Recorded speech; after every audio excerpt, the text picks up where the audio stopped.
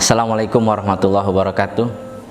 Alhamdulillahirabbil alamin. Asyhadu an la ilaha illallah wa asyhadu anna Muhammadar Rasulullah sallallahu alaihi wasallam wa ala alihi wa ashabihi amma ba'du. Saudaraku yang semoga selalu dirahmati oleh Allah. Surga yang akan kita tempati nanti dengan izin Allah itu adalah didapat oleh kita sebab amal. Seperti dalam surat Zukhruf ayat 72, Allah berfirman, wa tilkal jannatul lati uristumuha bima kuntum ta'malun. Demikian itu surga yang diwariskan kepada kalian adalah sebab amalan kalian. Artinya kita harus berusaha mengumpulkan amalan sebanyak-banyaknya agar kita bisa mendapatkan derajat yang tinggi di surga nanti. Semakin tinggi amalan kita, semakin banyak amalan kita, semakin tinggi pula derajat yang Allah berikan kepada kita di surga. Walikullin darajatun mimma amilu. Bagi setiap orang mendapatkan derajat sebab amalan yang dia kerjakan. Dalam surat Al-Ahqaf ayat 19. Silahkan kita bisa menggunakan banyak sekali ilmu yang telah kita dapat untuk kita amalkan, yang akhirnya nanti kita nikmati hasilnya di akhirat nanti, di yaumul akhir. Namun ada makhluk yang selalu berusaha menggagalkan usaha kita untuk masuk ke dalam surga. Makhluk ini sudah sangat pengalaman untuk menggagalkan manusia bisa masuk ke dalam surga. Jangankan kita yang hidup di dunia ini baru beberapa puluh tahun. Mungkin Anda ada yang usianya 30 tahun, 40 tahun, atau bahkan sudah sampai 100 tahun. Tapi tetap masih kalah jauh dengan usia dia. Umurnya dia, usia dia itu sudah ribuan tahun. Bahkan pernah hidup di surga. 2000 tahun pernah hidup di surga. Tapi akhirnya kemudian dia dikeluarkan dari surga. Nabi Adam yang sudah ada di surga itu saja bisa dikeluarkan oleh dia dengan izin Allah. Apalagi kita, wahai saudaraku, kita belum pernah masuk surga. Kita tahu surga itu berdasarkan firman Allah dan sabda Rasulullah sallallahu alaihi wasallam. Dan kita berusaha untuk bisa menggapai surga yang dijanjikan itu. Nah, ketika kita sudah berusaha mengumpulkan banyak amalan untuk bekal kebahagiaan di akhirat nanti, iblis tidak ridho, iblis tidak mau amalan tersebut bisa menyelamatkan kita dari api neraka. Amalan yang kita kerjakan itu bisa masukkan kita ke dalam surga. Dia sudah berjanji kepada Allah dalam surat Al-A'raf. Allah berfirman, perkataan iblis, fabima aghwaytani laqudana lahum siratal mustaqim summa la'atinahum min baini aydihim wa min khalfihim wa an aymanihim wa an syamailihim wala tajidu aktsarahum syakirin. Ayat 16 17, 16 sampai 17. Artinya adalah, ya Allah, kata iblis, sebab engkau telah menyesatkan saya akan duduk di setiap jalan engkau yang lurus. Kemudian saya akan datang kepada mereka manusia dari depan, dari belakang, dari kanan, dari kiri. Kemudian ya Allah, engkau akan menjumpai kebanyakan manusia tidak bersyukur kepada engkau. Itu sudah janji dari iblis. Karena iblis dendam sebab Nabi Adam, iblis dikeluarkan oleh Allah dari surga. Nah, atas dasar itu iblis berjanji bahwa iblis akan berusaha mengajak, mempengaruhi sebanyak-banyaknya anak Adam untuk menemani dia di neraka. Karena kalau iblis itu memang sudah jelas di neraka tempatnya. Dia jadi berusaha sebanyak-banyaknya manusia menemani dia di neraka. Orang dibuat oleh dia gagal dalam melaksanakan kebaikan, dan itu sudah banyak terjadi. Manusia juga dibuat oleh dia mengerjakan dosa, mengerjakan kejelekan. dan sudah banyak berhasil usahanya iblis. Ditambah lagi yang akan saya bahas sekarang adalah orang yang sudah beramal kebaikan, sudah mengerjakan amal solih, dan amal tersebut sudah tercatat di dalam buku catatannya malaikat raqib dan atid. Sudah ada di dalam buku catatan amal masing-masing manusia, khususnya orang iman. Tapi iblis berusaha catatan itu hilang, catatan itu dihapus, catatan amal tersebut tidak dianggap oleh Allah Subhanahu wa Ta'ala. Dengan cara apa? Dengan cara iblis berusaha menggoda anak Adam, menggoda manusia, menggoda orang iman yang akan mengerjakan kebaikan, agar orang tersebut di dalam melaksanakan amal solih yang melandasi amal solihnya dia di hatinya itu niatnya adalah karena manusia, tidak lillahi ta'ala. Bisa pamer, bisa sum'ah. Karena memang amalan ibadah maksudnya, jika dikerjakan tidak karena Allah, maka tidak ada pahala dari Allah. Sedangkan kita mengerjakan kebaikan, berharap itu adalah tabungan kita di akhirat nanti. Karena memang dunia kan tempatnya menanam, yang akan kita petik hasilnya di akhirat nanti. Ad-dunya mazra'atul lil akhirah. Dunia itu tempat untuk menanam, yang akan kita petik hasilnya di akhirat nanti. Tapi ketika menanam, maksud saya ketika beramal ibadah, beramal kebaikan, mengerjakan amal soleh, niatnya di hati bukan karena Allah, maka tidak akan dijumpai amalan tersebut nanti bisa membawa kita ke dalam derajat di surga, bisa memasukkan kita ke dalam surga. Dan ini adalah sesuatu yang sangat dikhawatirkan oleh Rasulullah Shallallahu Alaihi Wasallam. Di dalam Sunan Ibni Majah, Rawi Ibni Majah, Nabi Muhammad bersabda, "Inna akhwafa ma atakhawafu ala ummati al-isyraku billah. Ama inilastu aqulu ya'buduna syamsan wala qamaron wala wasanan, walakin a'malan li ghairillah wa syahwatan khafiyah." Kata Nabi, sesuatu yang sangat saya khawatirkan terhadap umat saya adalah, kata Nabi, sesuatu yang sangat saya khawatirkan atas umatku adalah mereka mengerjakan perbuatan syirik. Saya tidak mengatakan syiriknya itu adalah menyembah matahari, menyembah bulan, dan menyembah berhala. Tidak saya katakan itu.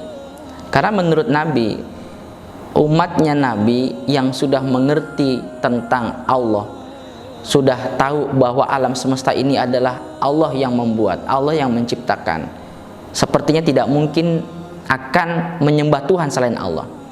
Nah, tapi yang paling Nabi khawatirkan adalah amalan li ghairillah wa syahwatan khafiyah, amalan yang tidak karena Allah dan keinginan yang tersembunyi.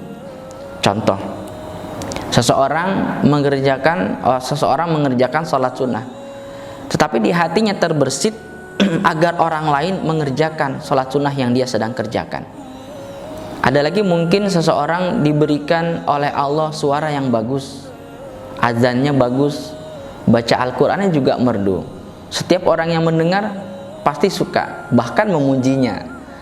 Sehingga iblis menggoda dia agar di dalam melantunkan ayat-ayat Al-Quran, di dalam mengumandangkan azan, ada terbersit di dalam hati ingin dipuji orang, biar orang-orang tahu suara dia bagus, berarti dia sum'ah.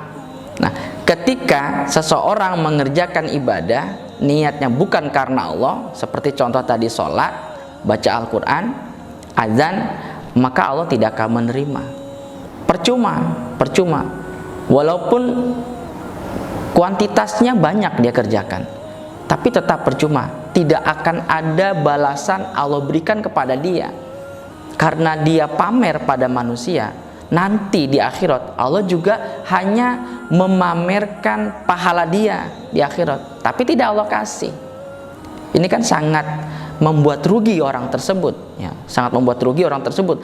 Tatkala membutuhkan pahala untuk masuk ke dalam surga, tapi ternyata tidak bisa dia dapatkan. Karena memang persyaratan amal diterima itu ada dua. Rasulullah SAW bersabda, termaktub dalam hadis Nasai, Innallaha la yaqbalu minal amal illa ma kana lahu khalisan wa batughiya bihi wajhuhu. Sesungguhnya Allah tidak akan menerima amalan kecuali amalan itu murni. Murni artinya sesuai dengan yang diajarkan oleh Rasulullah SAW, tidak ditambah, tidak dikurang, dan tidak dirubah.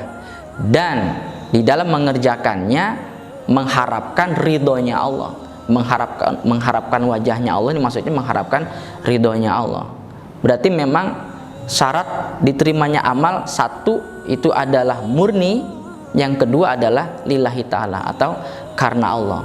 Nah, karena iblis tahu, ya, iblis tahu sebagus apapun amalan orang, tapi kalau nggak karena Allah tidak akan diterima. Akhirnya iblis dan bala tentaranya berusaha untuk menggiring, untuk mengarahkan setiap manusia yang beramal baik, niatnya adalah riya, pamer, atau sum'ah, pamer pendengaran. Di zaman sekarang ini sangat memungkinkan sekali usaha iblis itu lebih banyak berhasil dibanding dulu, ya. Karena sekarang sudah teknologi sudah semakin canggih. Ada orang berbuat kebaikan, kemudian dia unggah di sosial media. Niatnya mungkin pertama, dia ingin menjadi inspirasi bagi kawan-kawannya, menjadi inspirasi bagi banyak orang. Tetapi karena hati kita ini kan mudah berubah. Hati itu bahasa Arabnya kolbu. Kolbu itu berasal dari kolaba, berubah. Jadi sesungguhnya hati dinamakan kolbu karena keadaan hati yang mudah berubah-berubah. Oke, pada saat dia mengunggah kegiatan dia di sosial media, mungkin niatnya adalah ingin menjadi contoh, ingin memberikan inspirasi. Tapi ketika ada satu orang, dua orang, tiga orang, bahkan semakin banyak memberikan pujian terhadap unggahan dia, akhirnya di hati timbul rasa ujub, rasa bangga. Oh, ternyata orang-orang ini suka ya dengan ibadah saya. Nah, iblis makin menggoda lagi agar dia merubah ibadah yang dia kerjakan yang tadinya sudah niatnya karena Allah dan ingin berbagi kepada orang, itu niatnya adalah sebagai inspirasi, itu malah berubah menjadi riya. Sehingga ketika dia melakukan hal itu kembali, ada keinginan untuk dipuji oleh orang, bukan untuk mendapatkan pahala. Padahal sebenarnya ketika dia konsisten di dalam niat, tetap ingin menjadi inspirasi dengan mengharapkan ridhonya Allah, setiap orang yang mengikuti amalan dia yang telah dia unggah di dalam sosial media, dia akan mendapatkan aliran pahala dari orang yang mengerjakannya itu. Ketika dia bisa persisten, dia bisa istiqomah di dalam niatnya, sebenarnya bagus. Tapi masalahnya adalah kita ini makhluk lemah, kita manusia biasa. Tadi yang saya ungkap di awal, Nabi Adam saja sudah ada di dalam surga, bisa dikeluarkan oleh iblis dengan izin Allah. Apalagi kita yang sedang berusaha untuk masuk ke dalamnya, lebih mudah digagalkan oleh dia. Kita baru hidup beberapa puluh tahun yang lalu, kita nggak punya pengalaman, kita hanya bisa bertahan dengan usaha-usahanya iblis. Sedangkan iblis sudah sangat berpengalaman, berbagai macam cara telah dia kerjakan. Bayangkan, seseorang mengerjakan satu pekerjaan saja ditekuni beberapa puluh tahun, dia pasti semakin profesional. Nah, iblis kerjaannya hanya satu, menyesatkan manusia, menyesatkan orang iman, menggagalkan orang iman agar tidak bisa masuk ke dalam surga. Dia semakin pengalaman. Jadi sebaiknya kita cari aman, saudaraku. Biarkan amal solih kita yang mengerti adalah kita saja dengan Allah. Seandainya terjadi ada amal solih kita diketahui oleh orang lain dengan tanpa kita sengaja, ya sudah, lupakan saja dan tidak perlu kita ingat-ingat lagi, karena memang kita niatnya adalah karena Allah. Seandainya pun ada orang lain memuji amalan baik kita, amal soleh kita, sebaiknya kita tinggal saja, atau kita beri komentar bahwa ini adalah izin dari Allah, ini kebetulan Allah qadar baik kepada saya. Jadi tidak ada unsur ujubnya sama sekali. Di dalam Sahih Muslim, saudaraku, ada cerita ya, ada cerita tentang orang-orang yang mengerjakan amal solih dan mendapatkan pahala yang banyak, tetapi ketika di akhirat nanti dia tidak diberikan oleh Allah. Yang pertama adalah orang yang selalu berjihad di dalam agama Allah, sampai akhirnya disaksikan oleh orang-orang yang hidup dia gugur di medan perang, artinya mati syahid. Orang yang mati syahid itu pahalanya adalah surga, dijamin oleh Allah ya, tapi nanti ya, jika niatnya karena Allah. Tapi yang kedua adalah orang yang berilmu, dengan ilmunya ya, ilmu Al-Quran, ilmu hadis, ilmu agama dia dapatkan, kemudian dia ajarkan ke orang lain, dan dia baca Al-Quran, di depan orang-orang, pahalanya banyak karena itu sering dia kerjakan. Lalu yang ketiga adalah orang yang diberikan oleh Allah keutamaan di dalam harta, di dalam rezeki, orang kaya, dan sering memberikan sedekah, memberikan infak kemana-mana, fakir miskin, anak yatim, pembangunan sarana ibadah dia bantu. Singkat cerita, di akhirat mereka membawa pahala yang sangat banyak, hingga Allah bertanya, wahai fulan, alangkah banyaknya pahala yang kamu bawa, amalan apakah gerangan yang kamu kerjakan? Yang orang pertama bilang, saya adalah orang yang mati syahid wahai Allah. Setiap ada peperangan sabilillah, saya selalu ada di barisan depan karena saya mengharapkan ridho Engkau ya Allah, sampai akhirnya saya mati syahid.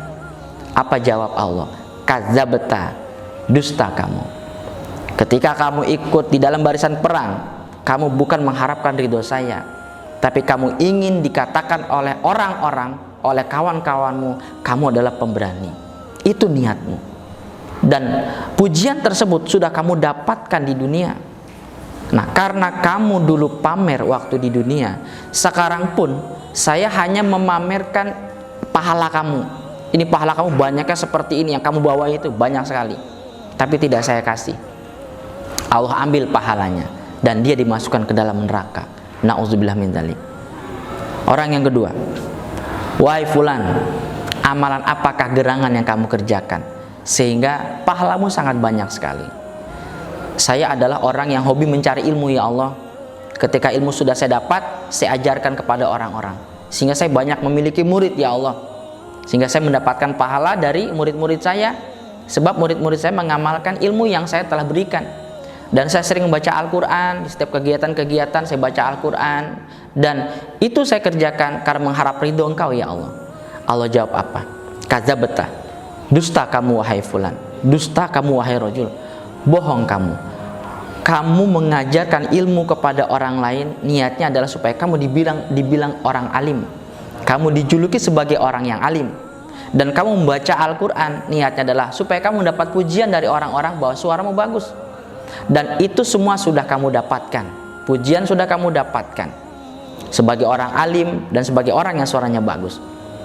Karena kamu pamer dulu waktu di dunia, sekarang pun saya hanya memamerkan pahala kamu. Pahalanya akhirnya tidak dikasih oleh Allah, dan dia pun dimasukkan ke dalam neraka. Dan orang yang ketiga adalah orang yang suka sedekah tadi, orang yang suka sodako, kesabilillah, atau ke membantu orang miskin, anak yatim.